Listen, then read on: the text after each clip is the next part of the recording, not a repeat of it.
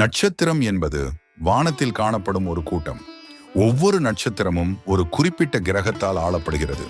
ஒருவர் எந்த நட்சத்திரத்தில் பிறந்தார் என்பதை பொறுத்து அந்த நட்சத்திரத்தின் அதிபதி கிரகமும் அதன் தெய்வீக சக்தியும் அவரது வாழ்க்கையில் முக்கிய பங்கு வகிக்கின்றன.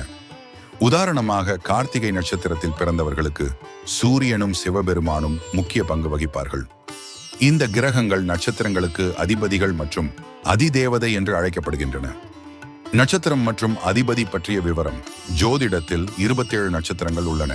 அவை ஒவ்வொன்றும் ஒரு குறிப்பிட்ட ராசிக்குரியவை.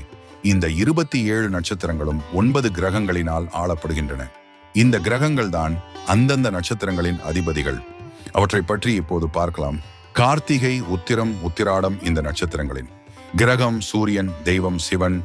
ரோகிணி, அஸ்தம், திருவோணம் இந்த நட்சத்திரங்களின் கிரகம் சந்திரன், தெய்வம் சக்தி. மிருகசீரிடம், சித்திரை, அவிட்டம் இந்த நட்சத்திரங்களின் கிரகம் செவ்வாய், தெய்வம் முருகன். திருவாதிரை, சுவாதி, சதயம் இந்த நட்சத்திரங்களின் கிரகம் ராகு, தெய்வம் காளி, துர்க்கை. புனர்பூசம், விசாகம், பூரட்டாதி இந்த நட்சத்திரங்களின் கிரகம் குரு, தெய்வம் தட்சிணாமூர்த்தி.